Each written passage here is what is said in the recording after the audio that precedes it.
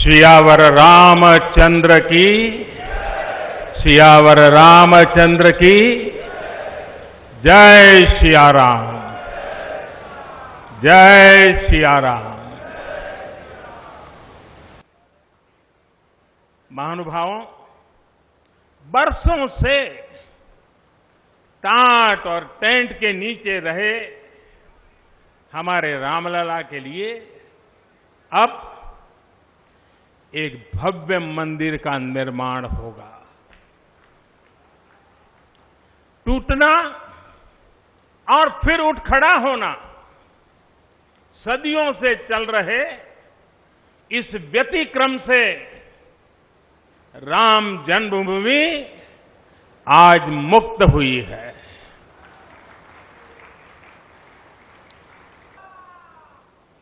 साथियों, हमारे स्वतंत्रता आंदोलन के समय कई पीढ़ियों ने अपना सब कुछ समर्पित कर दिया था। गुलामी के कालखंड में कोई ऐसा समय नहीं था जब आजादी के लिए आंदोलन न चला हो। देश का कोई भूभाग ऐसा नहीं था जहां आजादी के लिए बलिदान न दिया गया हो। 15 अगस्त का दिन उस अथाह तप का लाखों बलिदानों का प्रतीक है। स्वतंत्रता की उस उत्कंठ इच्छा, उस भावना का प्रतीक है। ठीक उसी तरह राम मंदिर के लिए कई सदियों तक कई पीढ़ियों ने अखंड अविरत एक निष्ठ प्रयास किया है। आज का ये दिन उसी तप, त्याग और संकल्प का प्रतीक है। राम मंदिर के लिए चले आंदोलन में अर्पण भी था, तर्पण भी था, संघर्ष भी था, संकल्प भी था। जिनके त्याग, बलिदान और संघर्ष से आज ये स्वप्न साकार हो रहा है, जिनकी तपस्या राम मंदिर में नींव की तरह जुड़ी हुई है, मैं उन सब लोगों को 130 करोड़ देशवासियों की तरफ से सर झुका करके नमन करता हूं। साथियों, राम हमारे मन में गढ़े हुए हैं, हमारे भीतर घुल मिल गए हैं। कोई काम करना हो तो प्रेरणा के लिए हम भगवान राम की ओर ही देखते हैं। आप भगवान राम की अद्भुत शक्ति देखिए। इमारतें नष्ट हो गई,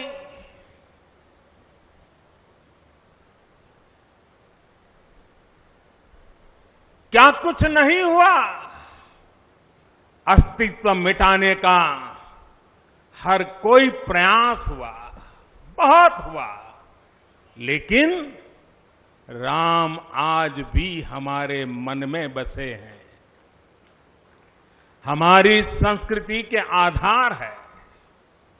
श्री राम भारत की मर्यादा है। श्री राम मर्यादा पुरुषोत्तम है। इसी आलोक में अयोध्या में राम जन्मभूमि पर श्री राम के इस भव्य दिव्य मंदिर के लिए आज भूमि पूजन हुआ है। साथियों, राम हमारे मन में गढ़े हुए हैं, हमारे भीतर घुल मिल गए हैं। कोई काम करना हो तो प्रेरणा के लिए हम भगवान राम की ओर ही देखते हैं। आप भगवान राम की अद्भुत शक्ति देखिए। इमारतें नष्ट हो गई,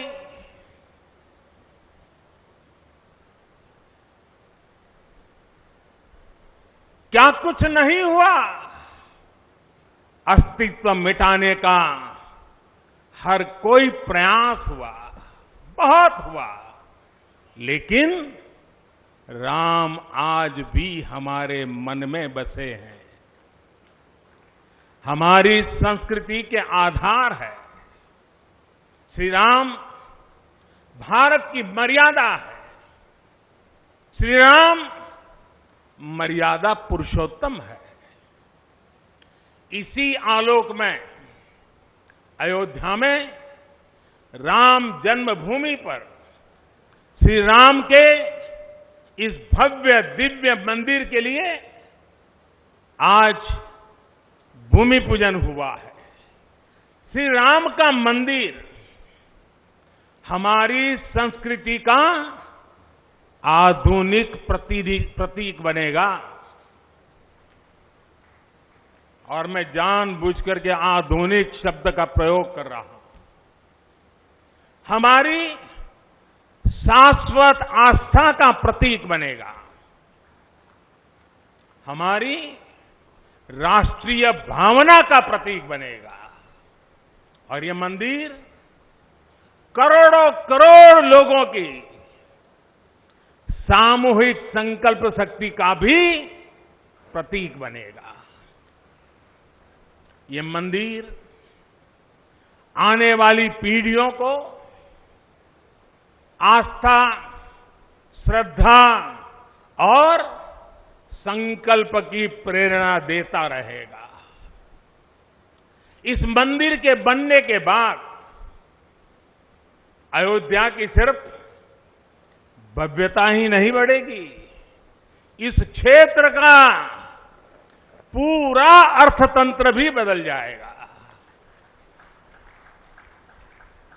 यहां हर क्षेत्र में नए अवसर बनेंगे, हर क्षेत्र में अवसर बढ़ेंगे। सोचिए, पूरी दुनिया से लोग यहां आएंगे, पूरी दुनिया प्रभु राम और माता जानकी का दर्शन करने आएगी। कितना कुछ बदल जाएगा यहां। राम मंदिर के निर्माण की ये प्रक्रिया राष्ट्र को जोड़ने का उपक्रम है। ये महोत्सव है विश्वास को विद्यमान से जोड़ने का, नर को नारायण से जोड़ने का, लोक को आस्था से जोड़ने का, वर्तमान को अतीत से जोड़ने का और स्व को संस्कार से जोड़ने का। आज के इस ऐतिहासिक पल युगों युगों तक, दिग दिगंत तक भारत की कीर्ति पताका फहराते रहेंगे। आज का ये दिन करोड़ों राम भक्तों के संकल्प की सत्यता का प्रमाण है। आज का ये दिन सत्य, अहिंसा, आस्था और बलिदान को न्याय प्रिय भारत की एक अनुपम भेंट है। तो इस मंदिर के साथ सिर्फ नया इतिहास ही नहीं रचा जा रहा, बल्कि इतिहास खुद को दोहरा भी रहा है। जिस तरह गिलहरी से लेकर वानर और केवट से लेकर वनवासी बंधुओं को भगवान राम के विजय का माध्यम बनने का सौभाग्य मिला। जिस तरह छोटे छोटे ग्वालों ने भगवान श्री कृष्ण द्वारा गोवर्धन पर्वत उठाने में बड़ी भूमिका निभाई, जिस तरह मावड़े छत्रपति वीर शिवाजी की स्वराज स्थापना के निमित्त बने, जिस तरह गरीब पिछड़े विदेशी आक्रांताओं के साथ लड़ाई में महाराजा सुहेल देव के संबल बने, जिस तरह दलितों, पिछड़ों, आदिवासियों, समाज के हर वर्ग ने आजादी की लड़ाई में गांधी जी को सहयोग दिया, उसी तरह आज देश भर के लोगों के सहयोग से राम मंदिर निर्माण का ये पुण्य कार्य प्रारंभ हुआ है। पूरा देश रोमांचित है, हर मन दीपमय है। आज पूरा भारत भावुक है। सदियों का इंतजार आज समाप्त हो रहा है। करोड़ों लोगों को आज ये विश्वास नहीं हो रहा होगा कि वो अपने जीते जी इस पावन दिन को देख पा रहे हैं। हजारों साल पहले वाल्मीकि रामायण, जो राम प्राचीन भारत का प्रदर्शन कर रहे थे, जो राम मध्य युग में तुलसी, कबीर और नानक के जरिए भारत को बल दे रहे थे, वही राम आजादी की लड़ाई के समय बापू के भजनों में अहिंसा और सत्याग्रह के शक्ति बनकर मौजूद थे। तुलसी के राम सगुण राम है, तो नानक और कबीर के राम निर्गुण राम है। भगवान बुद्ध भी राम से जुड़े हैं, तो सदियों से ये अयोध्या नगरी जैन धर्म की आस्था का भी केंद्र रहा है। राम की यही सर्वव्यापकता भारत की विविधता में एकता का जीवन चरित्र है।